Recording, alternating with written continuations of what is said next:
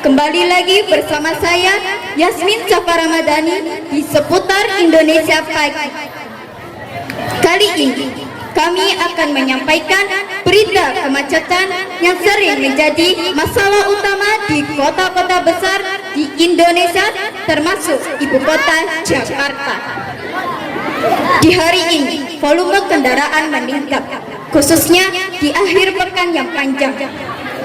Kemacetan terjadi di banyak wilayah Jakarta dan daerah kota Kasablanka yang terparah. Kemacetan juga diikuti hujan besar yang membasahi daerah sekitarnya sejak tadi pagi pukul 08.00 WIB, yang mana menjadikan kemacetan semakin parah. Hujan besar juga turun di bagian barat Jakarta dan telah menyebabkan banjir. Banjir sudah setinggi 20 cm dan mengganggu pengguna jalan. Ini dapat membahayakan, khususnya bagi pengguna sepeda motor. Petugas kepolisian pun telah turut membantu mengatur lalu lintas. Itulah berita untuk pagi ini. Ikuti pembaruan selanjutnya di Seputar Indonesia Siang. Saya Yasmin Safar Ramadhani. Selamat pagi, selamat beraktivitas, dan sampai jumpa. Beri tepuk tangan yang meriah untuk Yasmin Safar.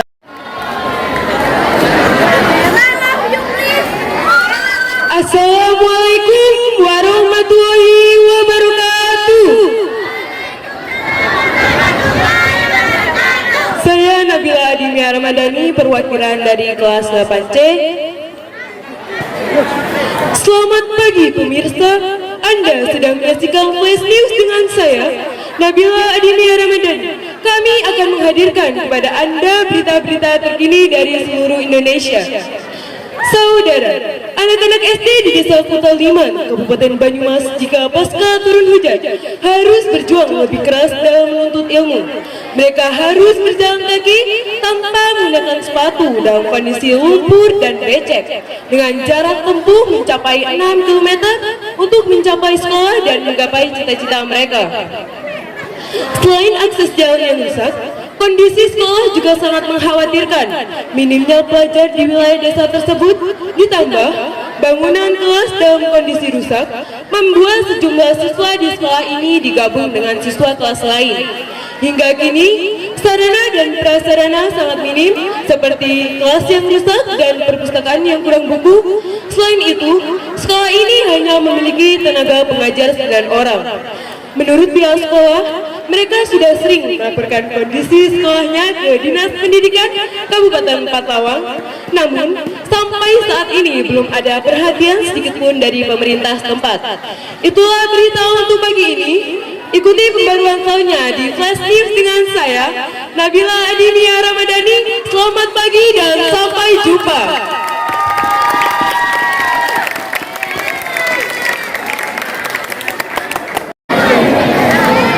Assalamualaikum warahmatullahi wabarakatuh. Selamat pagi pemirsa, Anda sedang menyaksikan Global News dengan saya, Indira Putri Taufan Kurniawan. Kami akan menghadirkan pada Anda berita-berita terkini dari seluruh Indonesia. Pertama, dalam berita olahraga, ini adalah detik perhitungan menuju pembukaan Asian Games 2018 di Jakarta dan Palembang.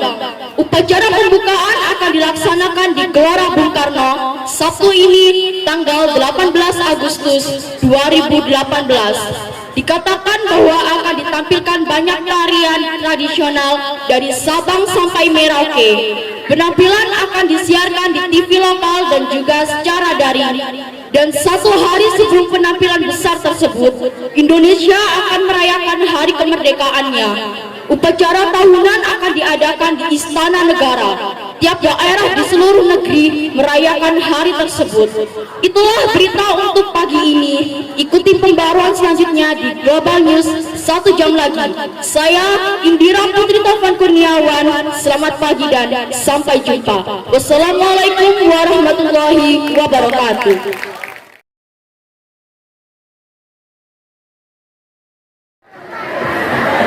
Assalamualaikum warahmatullahi warahmatullahi wabarakatuh.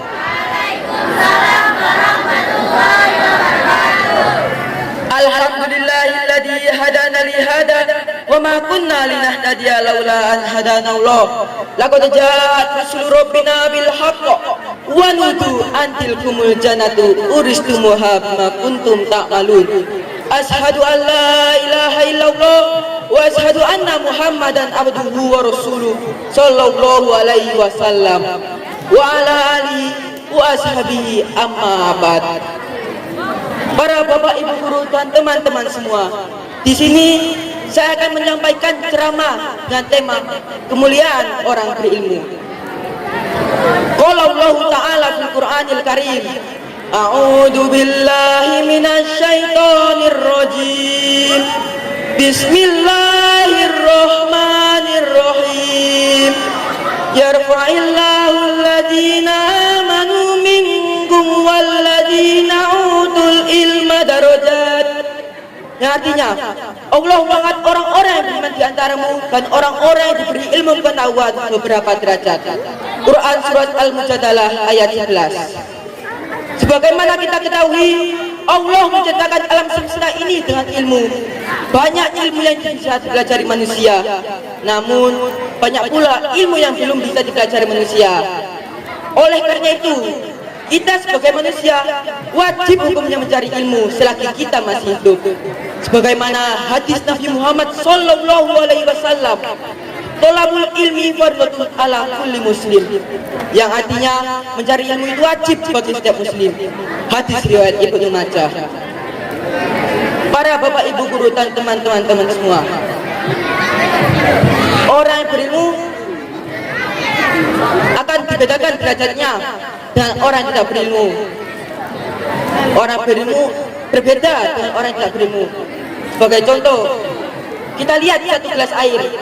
Hanya dengan segelas air ini, orang yang berilmu akan mendapatkan pahala beberapa derajat dari Allah.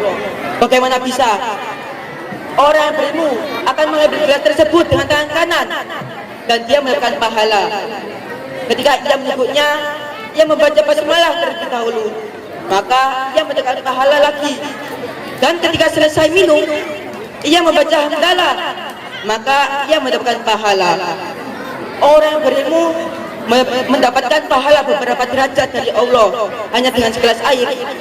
Sedangkan orang yang tidak berilmu mengambil gelas tersebut dengan sesuka hatinya, walaupun dengan tangan kiri, lalu menyebutnya tanpa membaca basmalah.